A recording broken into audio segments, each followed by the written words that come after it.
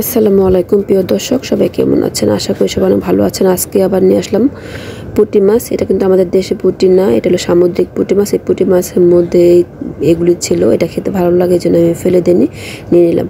আর পুঁটি মাছগুলি কেটে ধুয়ে আমি সুন্দর করে পরিষ্কার করে দুটো আলু কেটে দিয়েছি, সাথে আর পেঁয়াজ কুচি পরিমাণ মতন, কাঁচামরিচ পরিমাণ মতন, আর এখানে দিয়ে দিব হলুদ গুঁড়া, মরিচ গুঁড়া, পরিমাণ মতন লবণ, আর হলো পরিমাণ মতন তেল, আর হলো জিরা গুঁড়া।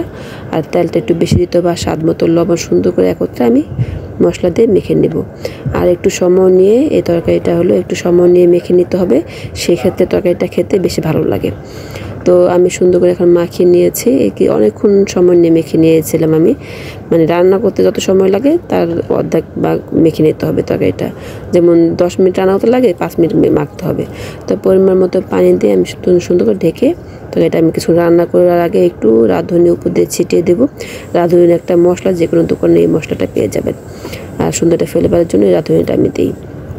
ঢেকে কিছুক্ষণ রান্না করব। ঢেকে যখন বলকটা চলে আসবে তখন আমি একটু দেখবো ঠিক আছে কিনা, দেখে তারপর আমি আবার ঢেকে রাখবো। তো সব ঠিক আছে। একটা লেবু কেটে নিয়েছি আমি, লেবুর রসটা আমি চিপে একদম পুরো রসটা বের করে নেব। তো রসটা যখন বের করে নেব তখন একটু খেয়াল রাখতে হবে হাত কাটা থাকলে, কারণ আমার হাতটা কেটে গিয়েছিল, খুব জ্বলতেছিল। তো যাই হোক, তো আমি এর মধ্যে লেবুটা চেপে আমি তরকারিটা মানে যখন হয়ে আসবে তখন উপর দিয়ে দেবো। আর এই তরকারিটা কিন্তু গরম ভাত দিয়ে খেতে অনেক মজার হয়। তো এইটা আমি এর আগে পোস্ট করেছিলাম, তো বোঝার সুবিধার জন্য আবারও পোস্ট করলাম এই নতুন করে ভিডিওটা। তো ভালো লাগলে সবাই একটু শেয়ার করে দেবেন, আর কে কোথায় থেকে দেখছেন আমার ভিডিওটির কমেন্টস করে জানাবেন।